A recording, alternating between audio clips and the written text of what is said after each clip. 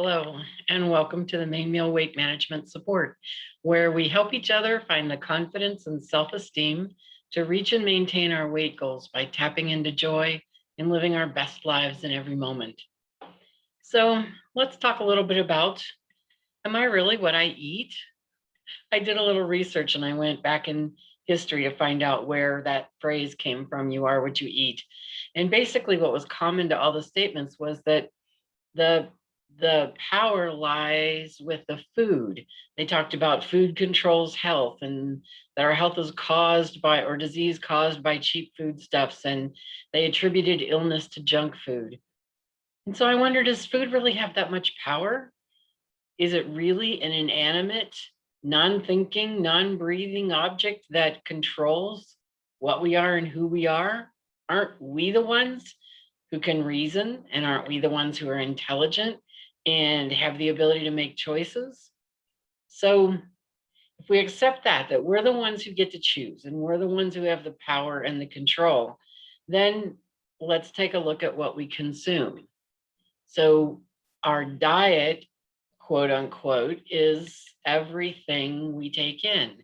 And that includes audio, visual, what we think, say, conversations we have with other people, social media, news, advertising.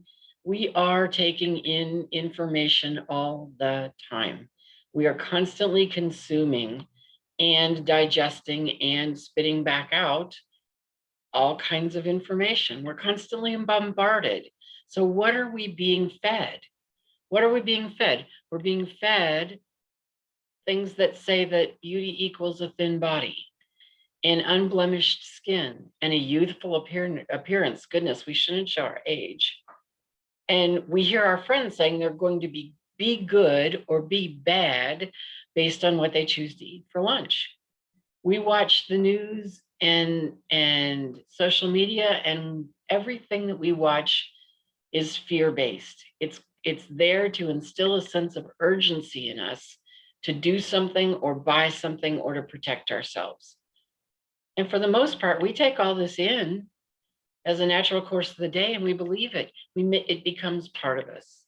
And so in that sense, we become what we consume. So my idea is that we make a conscious choice about what we fill ourselves up with.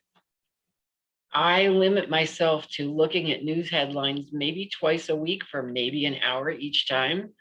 I don't need that much news, because if I look at those news websites day after day after day, there's one new article each day and the rest of it's the same rehash of the same stuff.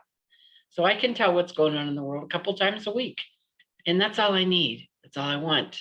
I don't want that much fear in my consciousness.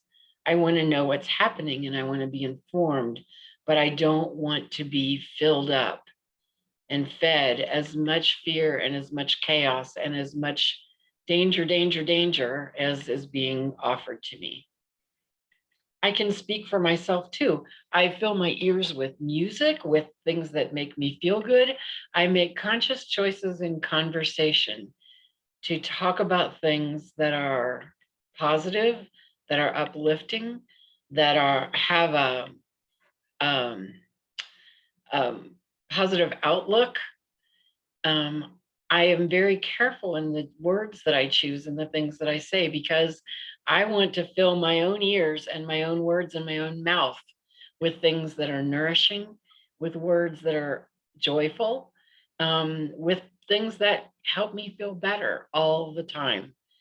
So in a sense, we are what we eat. We are what we consume, but we don't have to be a victim to anything. We don't have to be at the mercy of someone else's thinking. We can take back our power by making conscious choice of what we read, what we listen to, and what we talk about. So that's my thought for today. Join me every Wednesday around 10:30 a.m. Pacific. Remember, the most important word in the Main Meal Weight Management Support is support. No matter what you're doing in your life, it's a game of solitaire, but it should never be played alone. Let's do this together. See you next week.